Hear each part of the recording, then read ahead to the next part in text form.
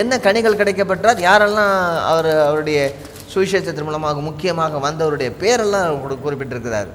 யாராவது ஞாபகம் இருக்குது அவங்களுக்கு? முதல்ல அக்கில்லா பிரிஸ்கில்லாவாக இருக்கணும், ஏன்னா அவங்கள அதிகமாக வழி நடத்திருக்கிறார், அது தெரியுது. வேற யுஸ்து என்று சொல்லக்கூடிய வீடு ஆள் மட்டும் இல்லை, அந்த வீடே சபையாயிடுச்சு. அதுக்கு அடுத்ததாக கிறிஸ்பு என்பவன் சபாலய தலைவருடைய கிறிஸ்பு, அவருடைய வீடும் சபையாக இருக்குது. அதுக்கு அடுத்ததாக அக்கில்லா பிரிஸ்கில்லாவுடைய வீடு சபையாக இருக்குது. 3 சபை அந்த இடத்துல இருக்கு நம்ம பார்க்கும் போது. அதுக்கு அடுத்ததாக இன்னும் அநேகர் விசுவாசித்திருக்கிறார்கள். வேற என்னது? சொஸ்தனை என்ற ஒரு ஜபாலய தலைவன், அவனை பிடிச்சி எல்லாரும் அடிக்கிறாங்க.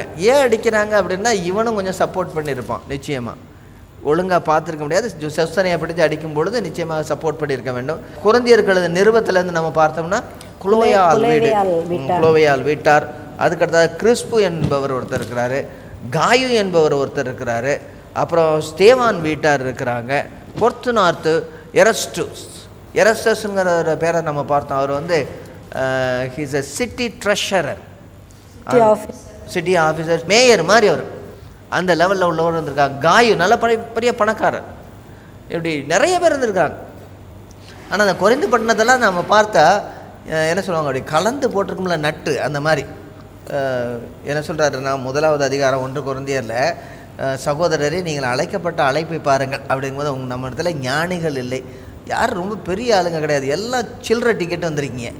ஒரு சில்லற டிக்கெட்டும் இருந்திருக்குது. அதே நேரத்தில் நல்லா, அதாவது சமுதாயத்தில் உயர்ந்த அந்தஸ்தில் உள்ளவங்களும் வந்துருக்குறாங்க. ஆக சபையானது ஏதோ ஒரு தனி நபர்களுக்காக அல்லது நல்ல காரில் வந்து ஏசியில் உட்காந்து போகிறவங்களுக்கு மட்டும்தான் சபை இல்லை, எல்லாரும் இருந்திருக்கிறாங்க அந்த சபையில்.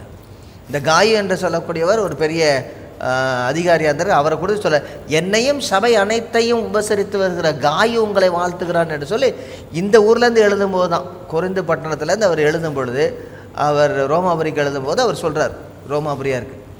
ஆக சபையில் எல்லாரும் இருந்திருக்காங்க, எல்லா தரப்பட்ட மக்களும் இருந்திருக்கிறாங்க.